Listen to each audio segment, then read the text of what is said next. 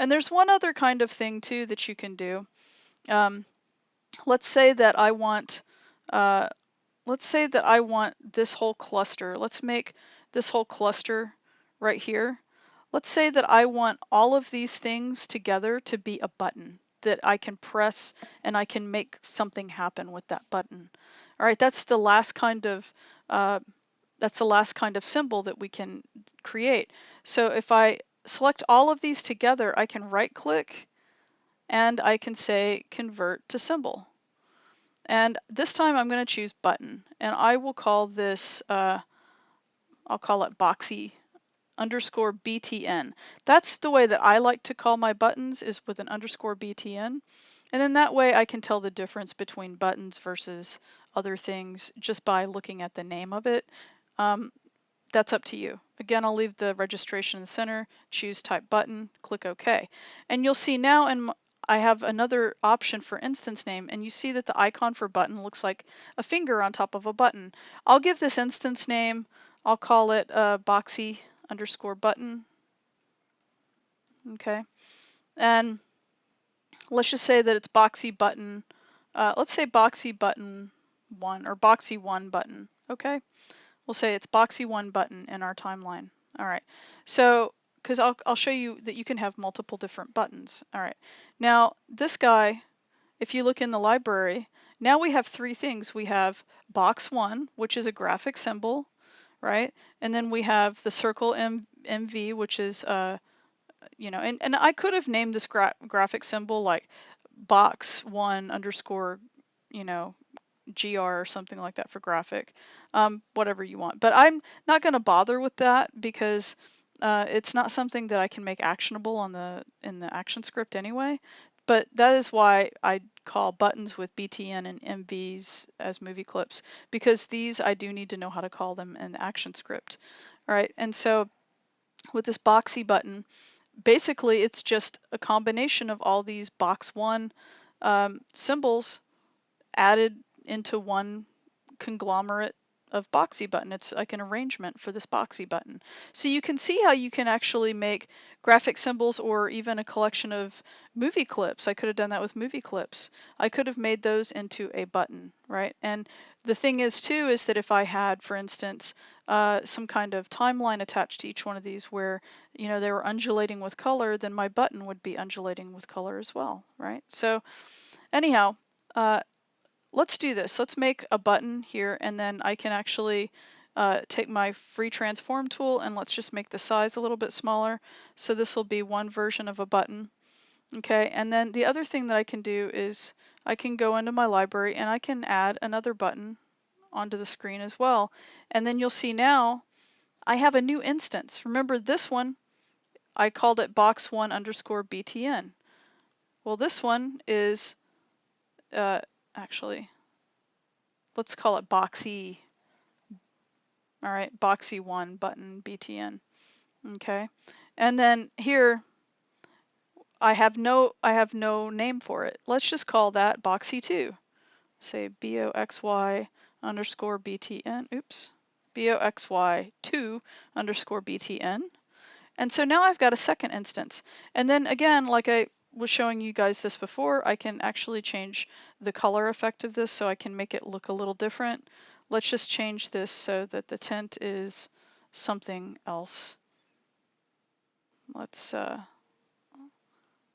make it so that, oh, actually, sorry, I meant to turn the tint all the way up. All right, so we can do something like where we make it orange. All right, actually, let's turn it down a little bit so we can still see the stroke. All right, so now we've got boxy 2 looking very different. All right, and so we've got this, oops, I didn't mean to do that. Let's grab this and move it over. All right, and if I wanted these to be exactly the same size, like I can look at the size of, you know, this one, and I can go, okay, well, its width is, let's just call it 133. And then let's actually make it so that it's linked to its height so that it doesn't scale it disproportionately. So let's make that 133. Okay, and then it changes the height to 134. And then here we'll do the same. We'll make this 133. And now they're exactly the same size. Okay, so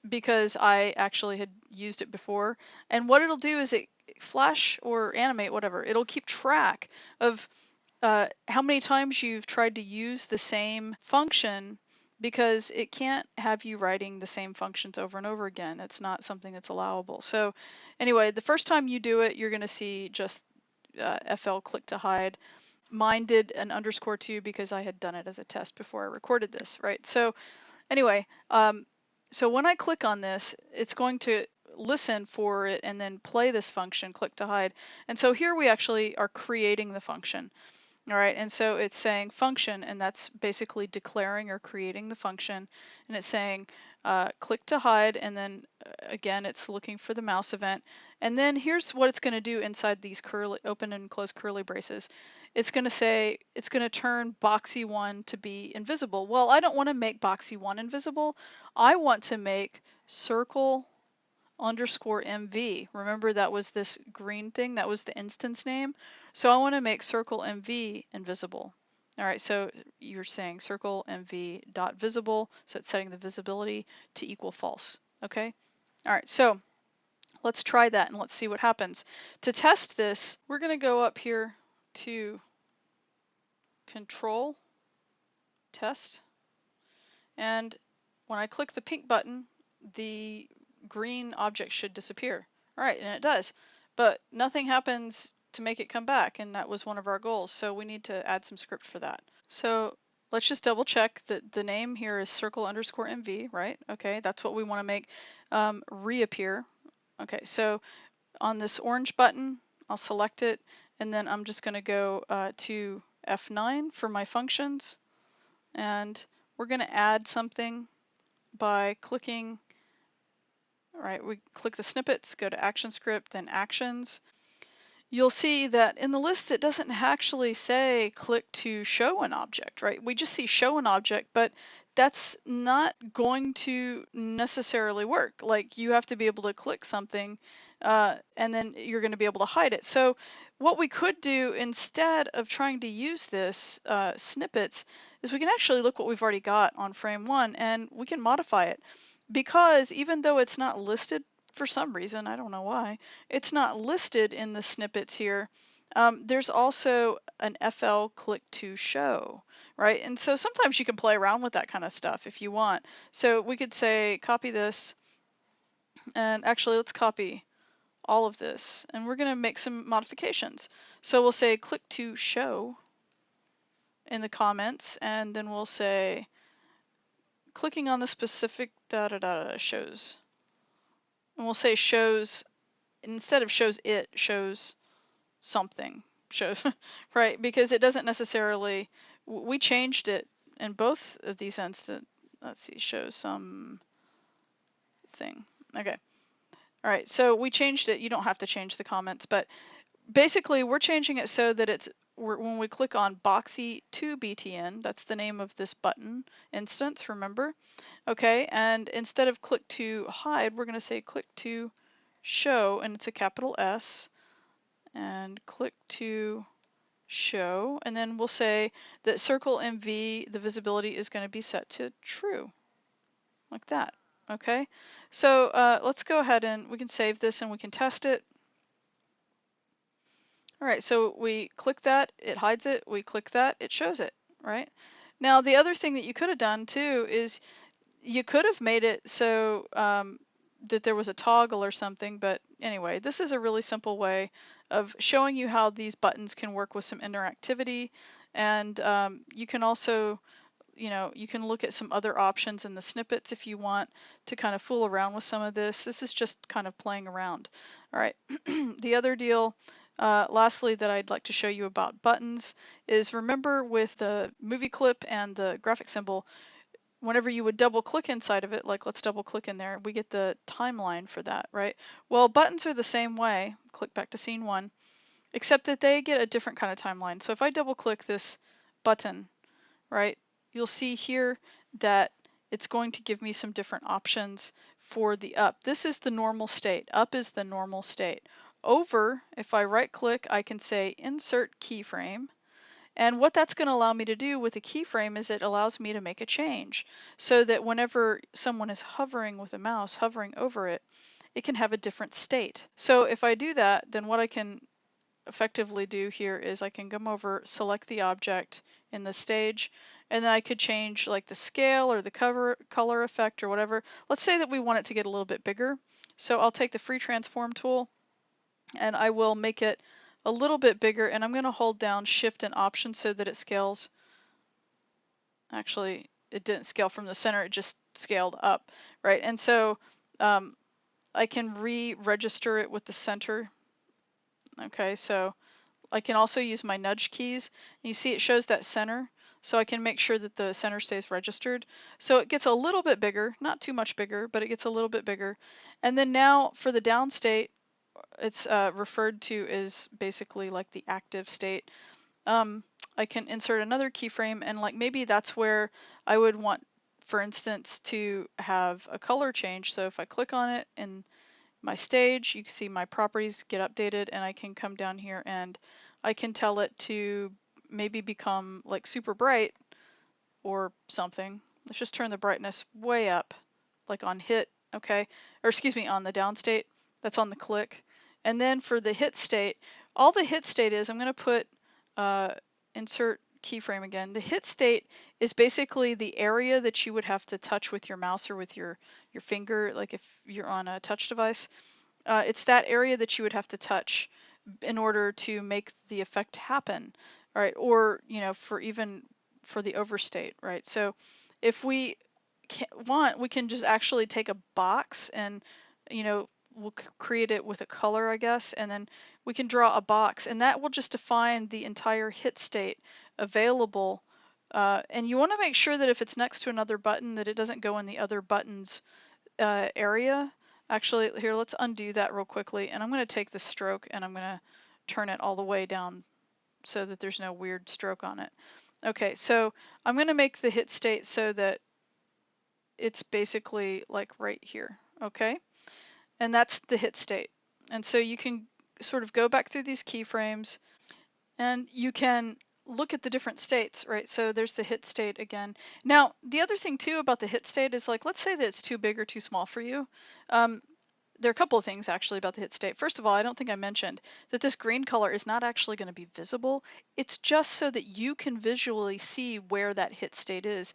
It's going to be an invisible spot, okay? So anyway, if I want to make it bigger, right, this hit state, if I want to make it bigger, I can, you know, drag this in or out, right? But the other thing too that you can do, like if you wanted to make it like some shapes, and that was using the free transform tool, right? If you free transform tool it like this, you could actually remove parts of the hit state, right? You could use the pen tool also to draw around it so that you can make the hit state in a very specific shape, right? So there are some different ways that you can create that hit space.